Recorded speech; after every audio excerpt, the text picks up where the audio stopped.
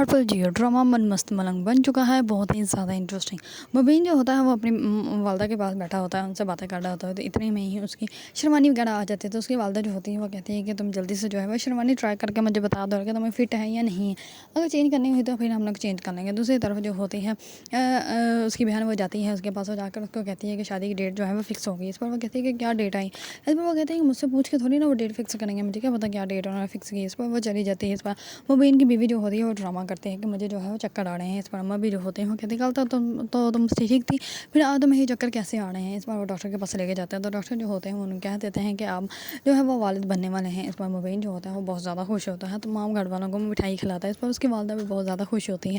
اس پر اس کی بہن جو ہوتی ہے وہ کہتی ہے کہ یہ سچ ہے آپ یہاں جھوٹ ہے؟ اس پر وہ کہتی ہے کہ سچ ہی ہے، تم میں کس نے کہا کہ یہ جھوٹ ہے، دیکھو مٹھائی کھا رہی ہے۔ اس پر وہ اس کی بہن بہت زیادہ کنفیوز ہوتی ہے، کیونکہ اس کو پتہ ہے کہ میری بہن جو ہے وہ کبھی بھی ماں نہیں بن سکتی، لیکن یہ سارا ڈرامہ وہ اس لیے کرتی ہے کہ مبین کی شادی جو ہے وہ ڈرے ہو جائے، تاکہ جو ہے وہ کسی کو پتہ ہی نہ چلے کہ اس کو بچہ بیبی ہونے والا ہے یا نہیں ہونے والا۔ دوسری طرف کبیر جو ہوتا ہے وہ جاتا ہے ریا کے گھر، اور ریا کے گھر جا کے چپ کر کے اس کے کمرے میں چلا جاتا ہے، دروازہ بند کر دیتا ہے۔ اس پر ریا جو ہوتی ہے وہ کہتی ہے کہ کیا ہے، تمہیں کوئی اور کام نہیں ہے؟ اس پر وہ کہتا ہے کہ ہاں کام ہے، تم سے محبت کرنا، تو میں دیکھے بنا مجھ سے رہا نہیں جاتا، تو اسی وجہ سے میں یہاں پہ آ گیا، اور کوئی کام ہے تو مجھے بتاؤ۔ اس پر وہ کہتی ہے کہ تم یہ گھر جو ہے وہ سکندر بھائی کو خود دے دو، ان کے نام کر دو۔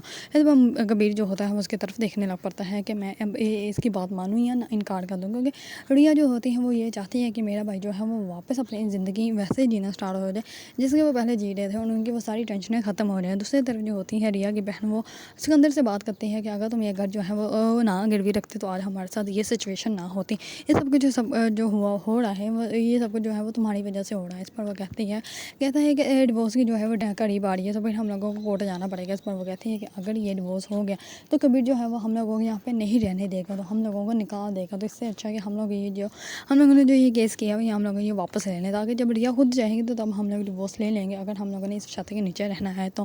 اس میں مبین جو کبھی سکندر جو ہوتا ہے وہ بہت زیادہ حیران و پریشان ہو جاتا ہے، وہ کیا سوچتا ہے کہ اب میں کیا کروں، نہ ہی تو وہ گھر کسی کو دے سکتا ہے اور نہ ہی اس گھر سے کو چھوڑ کے جا سکتا ہے۔ اگر آپ لوگوں کو ڈرامہ من مست ملنگ پسند ہے اور اس کے بارے میں نیو اپڈیٹ جاننا چاہتے ہیں تو میرے چینل کو لائک کمنٹ اینڈ سبسکرائب کرنا مت بھولیے گا۔